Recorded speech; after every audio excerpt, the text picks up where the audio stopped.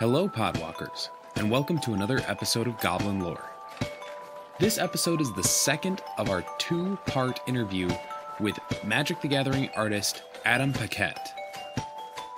We were so delighted to have had so much material with Adam that we were able to split the entire interview into two sections, and that's not all. We've got another 2 episodes with Adam afterwards due to our overwhelming amount of mailbag listener questions. In this episode, we talk a little bit more with Adam about what Magic the Gathering planar design might look like if he had his way about it. We talk a little bit about Adam's inspirations and classical art and, a little bit more. I think you'll all really enjoy this conclusion to the interview. So, without any further ado, let's get to the show.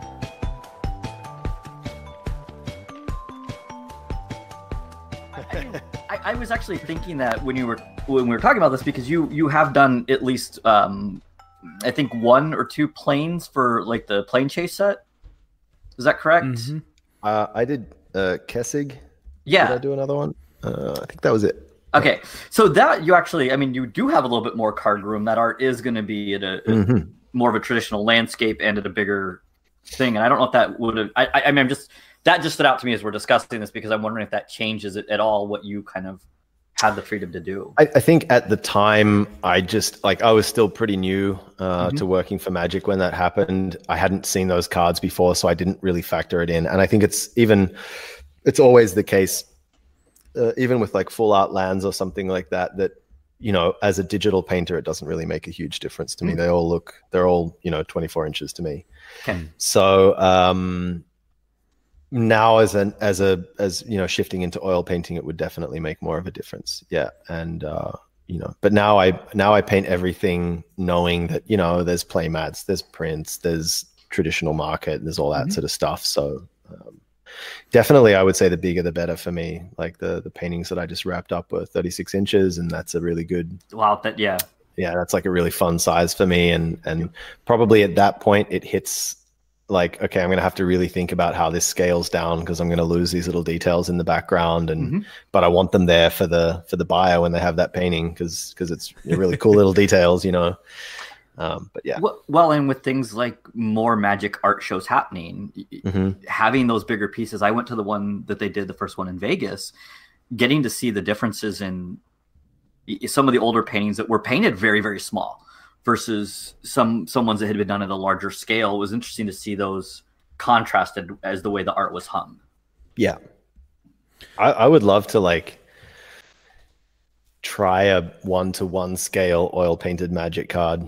And just whip out the microscope and see, I think it just would be a really fascinating thing to paint exactly at the size it's going to be seen. And maybe that results in a really, really clear, precise image. I've seen plenty of painters that can work that small. So I'd be curious, even just maybe at the card size, it would look super real and traditional if it was reproduced 1-to-1, and you'd see the brushstrokes at that point. And you say that you don't have enough vocabulary of experimentation, but I'm hearing a lot of experimental stuff right here, even within painting. It's all theoretical at this point. Let's see if I actually do it. Hey, Da Vinci had to write his journals before he ever got to make a flying machine. So thank you. Wait, he actually made a flying machine? What? No, I'm just... Did you not play Assassin's Creed? Come on, that's a documentary, right?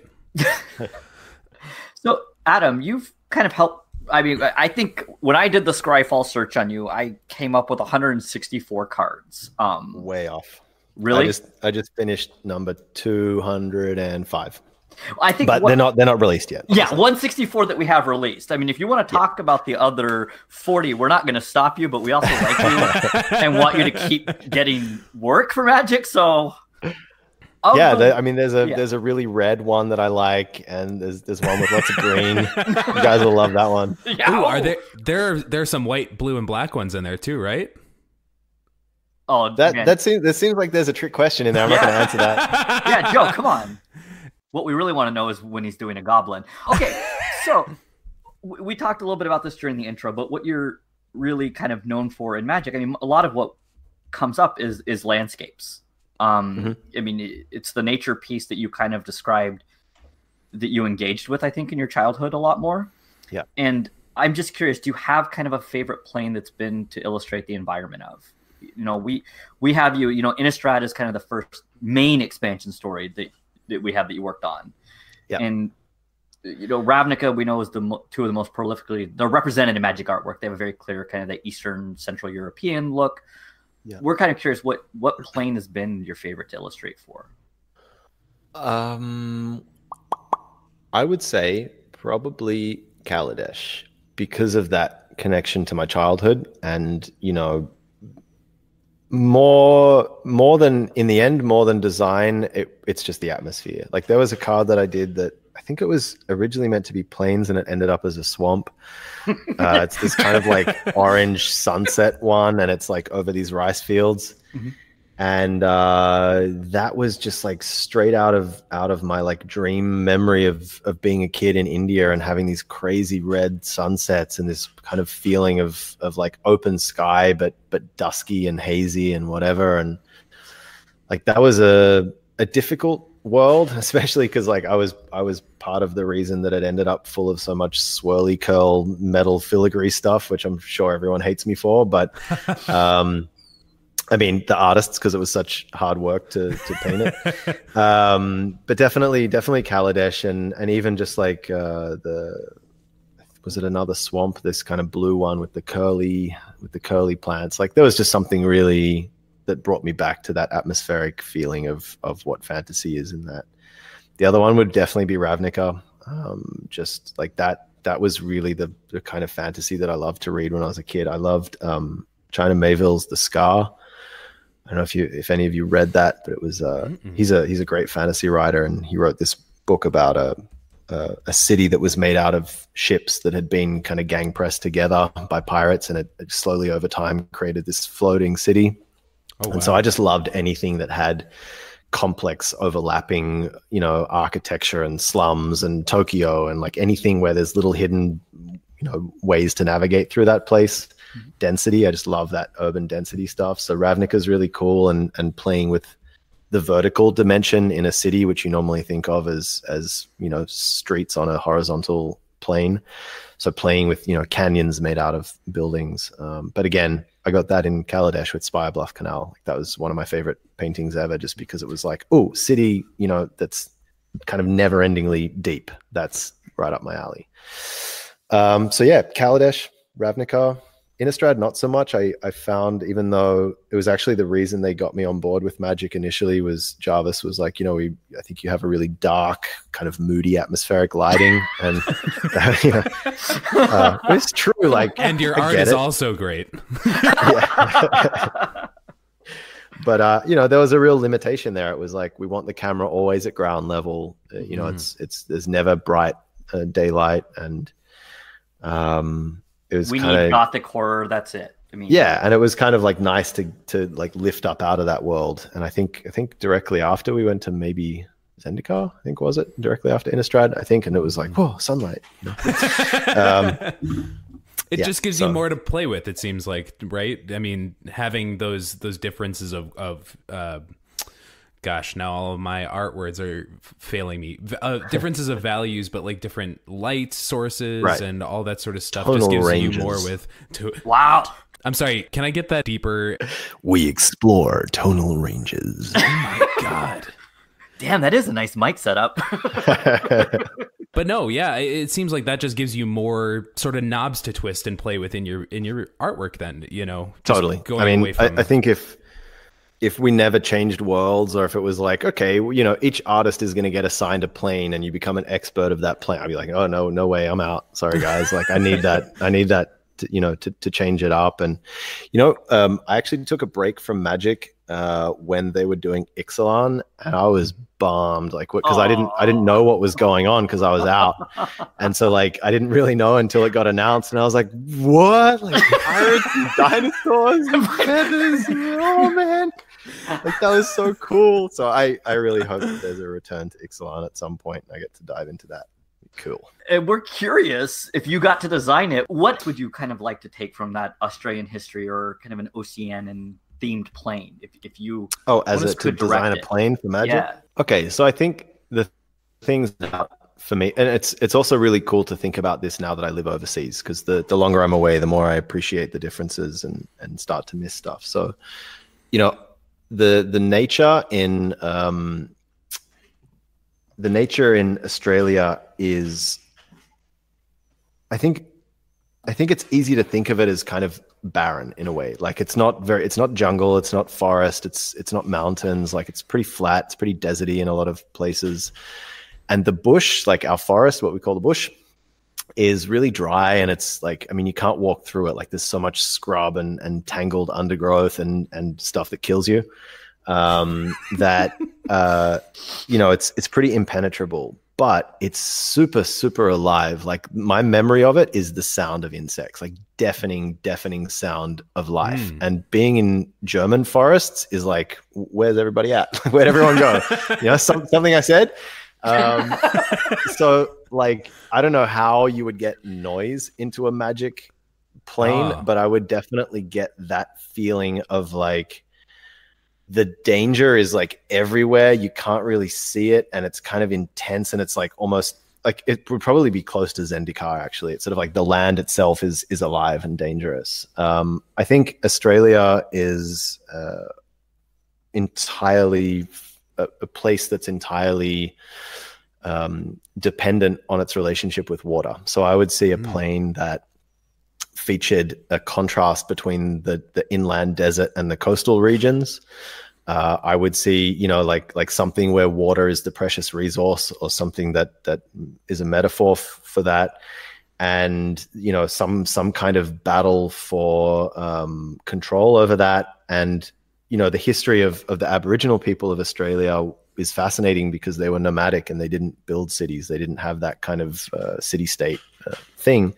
So, you know, like what does that mean to have to work with the land, to be constantly on the move, to be dealing with like open spaces, open skies, open coastlines, and to be kind of skirmishing and dealing with that kind of raw environment. So it'd be like survival, like, you know, dialing down the map curve, you know, and yeah, keeping things moving a lot. So probably, yeah, that's how. Well, I really love this idea of the control of a resource. I mean, obviously, I've just started reading Dune for the first time. This is really an odd thing, but I mean, the first thing I was thinking of is that's not an island state. I mean, it's just a land with little moisture in it. But this idea that could the coastal people really being the ones that are controlling this resource, and what's that fight or battle look like?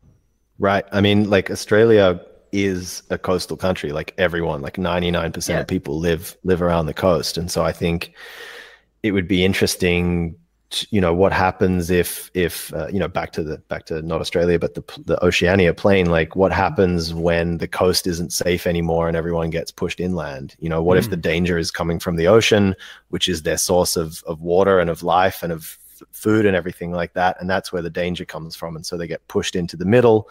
But of course the middle is where the ancient power is, and so that's where the other resource is that can help to balance the danger.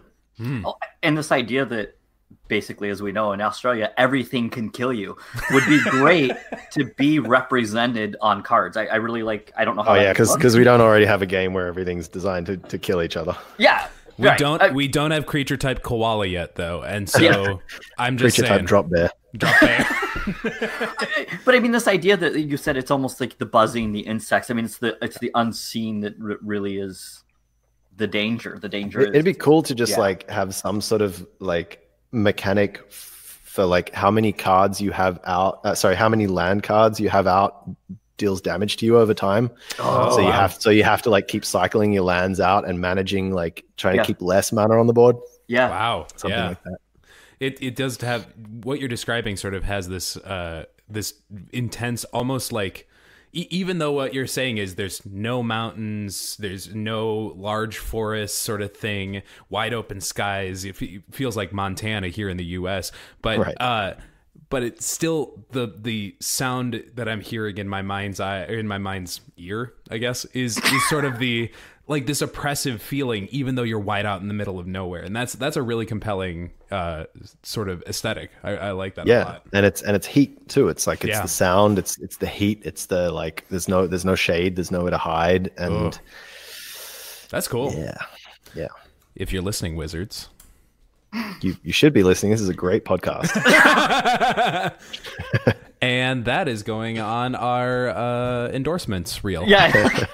We can asterisk that and add it to the Patreon. Perfect. So the first magic art that we saw from you was a Japanese promo, part of that, the lands from that, I think in 2011.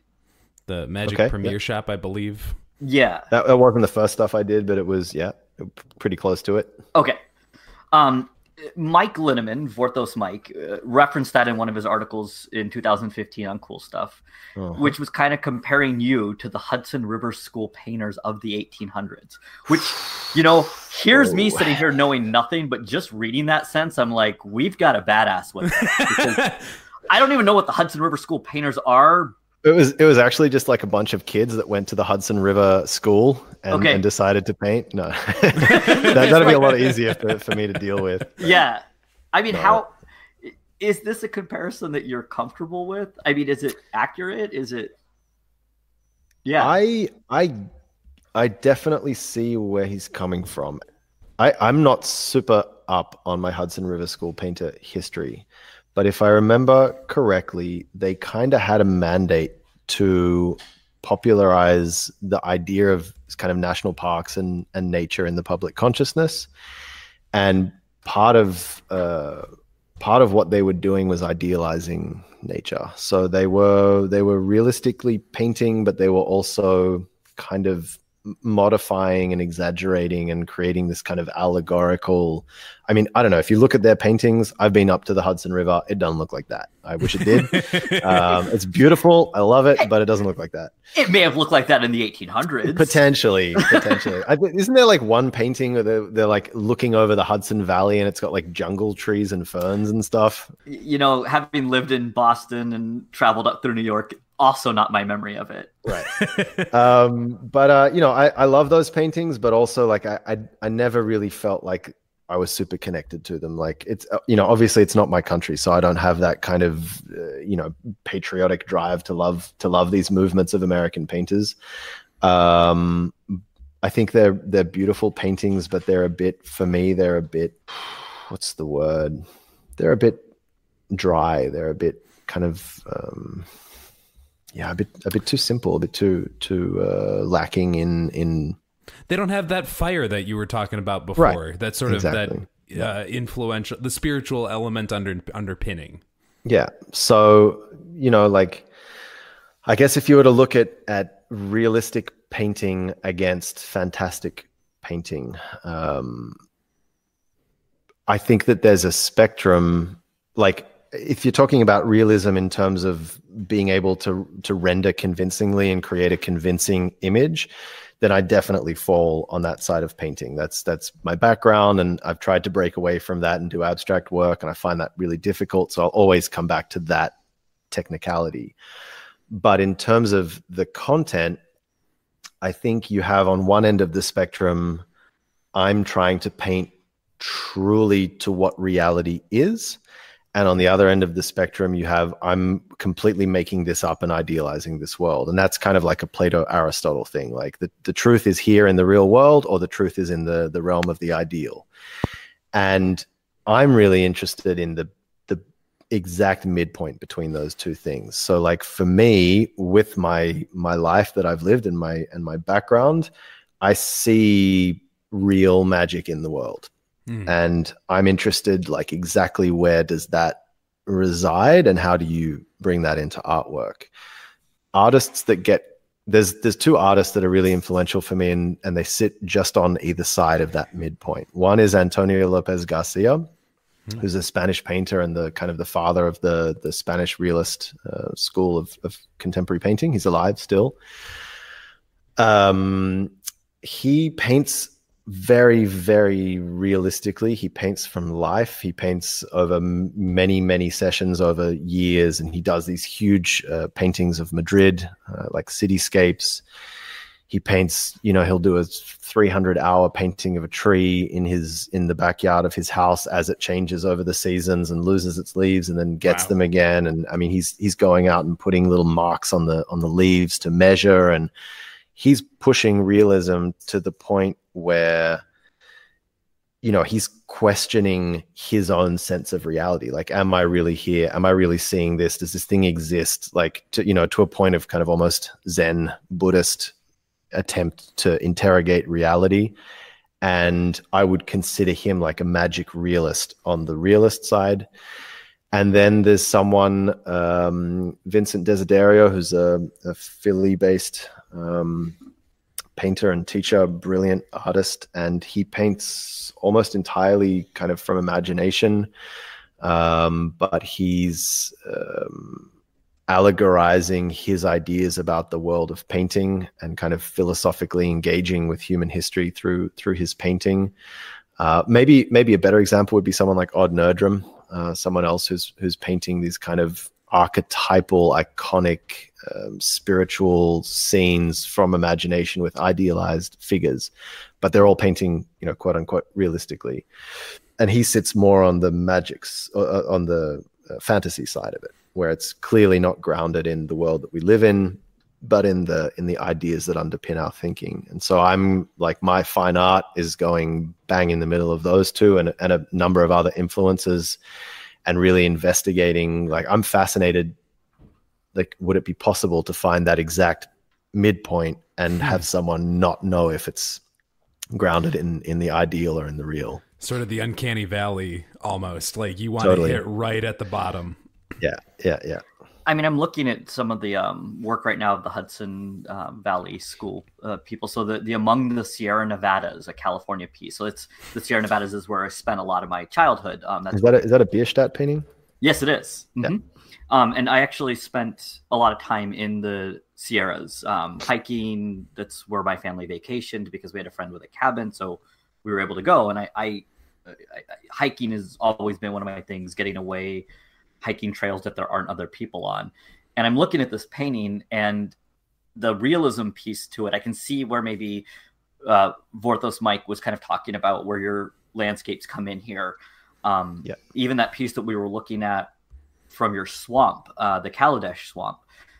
It's like I see that with that realism of what you saw in India, looking over that plains that became a swamp. With just the sky swirled in the back, is that touch of that fantastical that you're almost adding to your viewpoint? I think probably the interesting thing that came, I don't know, it might have even been a part of that article that he wrote, but the thing that has interested me over time when I've gotten feedback on my work from the magic community, and also from like people like my mom, like people that kind of know my work but aren't super qualified to put language to it, is like, I love your use of light. And this to me was another one of those things that in the beginning was like, yeah, that means nothing. Like, everyone uses light. What do you mean by that? It's like, I love your use of hair. Like, okay, you know, it's all me. But over time, I'm like, okay, how do I actually use light differently? And I think what maybe something that Mike noticed or subconsciously comes through in that work, especially in the early work in that Innistrad stuff, is that I often put my light source in the painting. So I was often painting the sun through clouds in the piece. Mm-hmm. And that's a really kind of, and I wasn't doing it consciously, but it's a really classical way to structure a painting. And it has to do with like the history of linear perspective and the connection between paintings and religion. Because all of these things, this like linear perspective, vanishing point, the way of structuring an imagined space like that comes out of some kind of like dialogue between the real world and God, or like the ineffable one, as some artists used to call it. And so I had this relationship in those early paintings without realizing it, between, you know, the sun and the perspective of the image, and like whether the clouds were covering the sun or not. And, you know, this also came out of the first world that I jumped into. I was told what kind of light there needed to be. Like, it needs to be this time of day. There's a restriction on that. And so I guess some part of me was playing against that and like, okay, you don't light in this, I'm going to sneak it in there. You know, like it's going to be in the painting, but somehow dimmed down, you know? So definitely like, and still like if I look at I actually referenced that Bierstadt painting in something that I did recently. So there's an element of... I planned that. Yeah, right. Yeah. Totally unprepared. Yeah. No, there's like, I think there's paintings where the light is incidental and it's just there to illuminate what's going on and you focus on the subject. And then I think there's paintings where the light is visually represented in the painting and it's creating an allegory or a metaphor for something, and you follow the path of that light through the work, and it's symbolic. And in fact, all of the personal work, the personal projects that I'm doing at the moment are 100% related to light as a metaphor, and in all kinds of ways, like reducing things back to simple relationships between illumination and darkness. So yeah, I think Mike definitely nailed the essence of something there, but I wouldn't necessarily say that the Hudson painters are a touchstone for me. Okay. I mean, it kind of brings us to bringing now this whole discussion that we have to this marriage between the game that we play and your art, or art in general. Kind of the beauty of nature and embracing the physical world, which is kind of what we've been talking about here with how you have engaged with the physical world, how that comes through in your art. And now we're talking about that through our love of a simulated game, that we're playing these worlds. Was that a question? No. I don't like questions, but I ended it like one. I agree with your statement. I think it is kind of, and Alex and Joe, I would love to hear you kind of talk a little bit about how this has been for you in learning of how we play the game and embracing the physical nature, especially when it's a game that we often are playing indoors or digitally, and we're not, I mean, it's not like I'm sitting, well, actually, to be fair, I've done it outdoors, but it's not that I'm going to be camping and bringing along my cards with me and engaging in that same way, especially a gathering game that requires people or right. an internet connection, or, I mean, that maybe isn't engaging in the real world or the physical world in the same way. And I want to know what that's been like for you two.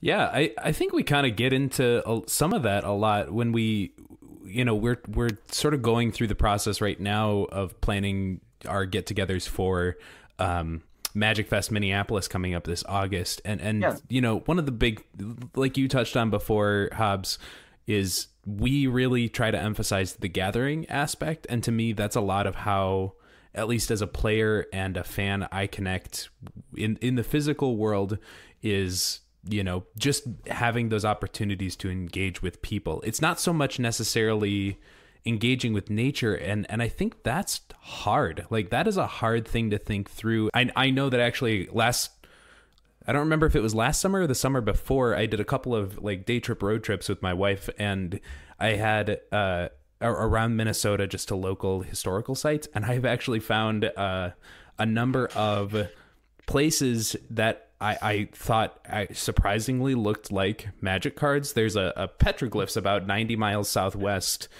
in Minnesota, southwest of Minneapolis. He found our reference, guys. He knows. Quick.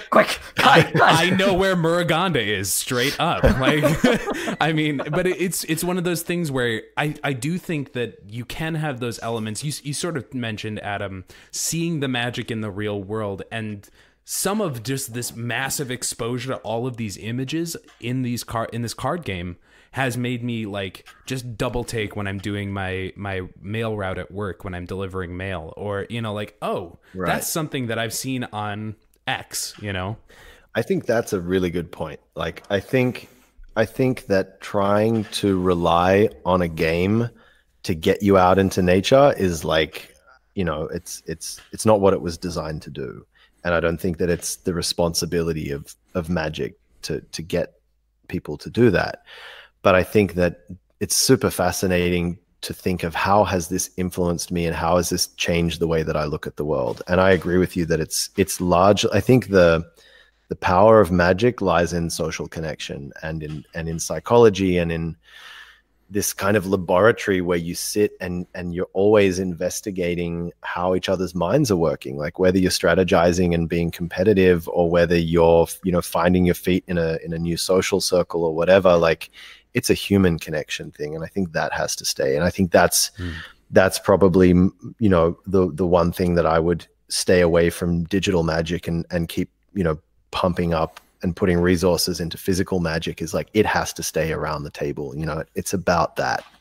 It's about local stores. It's about playing at each other's houses, you know, and I love that part of it. And then I think the nature part does come from that. It comes from, you know, seeing the trees on your way to work instead of the billboards, you know, just not because it reminds you of a magic card, but just because you're more adapted to looking at interesting, beautiful things, and less adapted at looking at advertising, you know? So, I hope that magic, just by deepening people's appreciation for beauty and for aesthetics, you know, allows the people that engage with it to go out in the world with a better eye for that stuff, and more enthusiasm for the world around them, period. I mean, boom! Don't drop that mic. That looks nice. I can't drop mine as well. It's a weird snowball looking thing. I mean, it's bringing me back to thinking, even like Joe said, we're getting ready for Magic Fest Minneapolis coming up. Mm-hmm. Last year we did a barbecue grill out at my house. We had just tables out playing outdoors. He's going for the invite again. I can feel it coming. So shoot your shot. If you're bored in August, we also last year actually played a cube event the next day at a mini art center, basically an art studio that let us use that space. I know people that play a lot more in places like England that get together at the pub. Right. I mean, in the pub atmosphere is very different than things that we have in America, I would say, villages. But the idea is just the idea that we want to showcase our city. We want to showcase the gathering. And the part of that to me is the nature. It's playing magic in non-traditional spaces. And I think that's cool, that's what I wanted to dovetail onto and highlight what you said, Hobbs, is non-traditional, because it is getting people out of the convention center or the LGS necessarily and saying like, yeah, let's go to this, you know, the microbrewery down the street or whatever, you know. You know, some of the most interesting people I've had chats with were people that came to magic events who were either in the military or did stuff like worked on oil rigs. Mm-hmm. Like people that had a lot of spare time and they wanted a complex game that was going to keep them entertained after, you know, Monopoly ran its course or whatever. And so there were people that were doing tours in Iraq or that, mm-hmm. that, you know, were working out on a mine for 6 months, and they would go out and, you know, obviously they had disposable income and not much to do with it.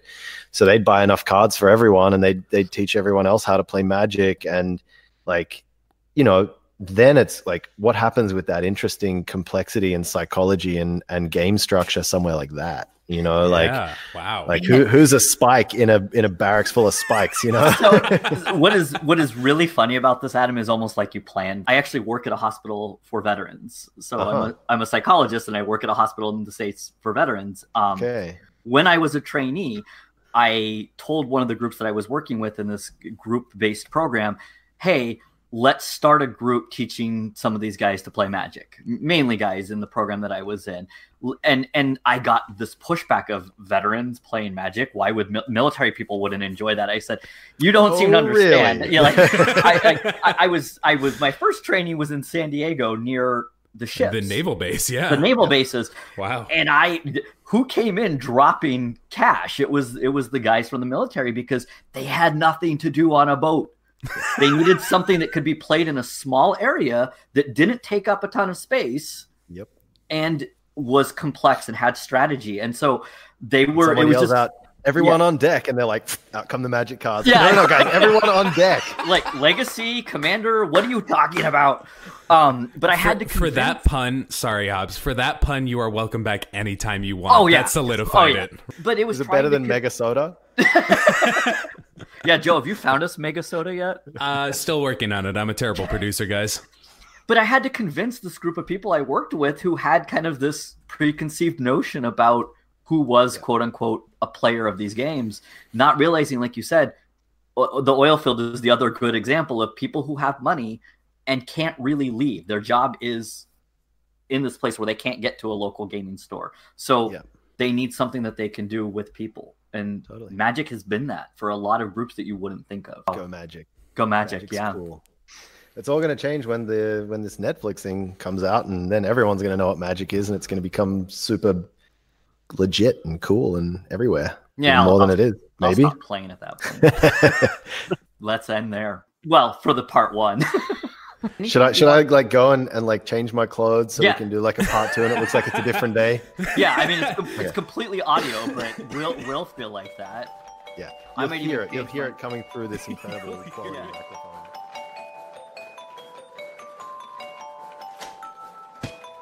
That's our show. You can find the podcast at Goblin Lore Pod on Twitter, or email any comments, questions, or concerns to goblinlorepodcast@gmail.com. If you would like to support your friendly neighborhood gobslugs, you can do so at patreon.com/goblinlorepod. This episode of Goblin Lore was hosted by Hobbs Q, who you can find on Twitter at HobbsQ. This episode was written and co-hosted by Alex Newman, who you can find on Twitter at AlexanderNewM. Engineering, editing, and production for this episode by Joe Redeman, who you can find on Twitter at Findhorn. That's Fynd Horn. Our music is by Wintergatten, who you can find at wintergatten.com. That's wintergatan.com. Logo by Stephen Raphael on Twitter at Stephen Raphael. Goblin Lore is presented by Hipsters of the Coast, which you can find at hipstersofthecoast.com or hipstersmtg on Twitter. Thank you all for listening, and remember, goblins, like snowflakes, are only dangerous in numbers.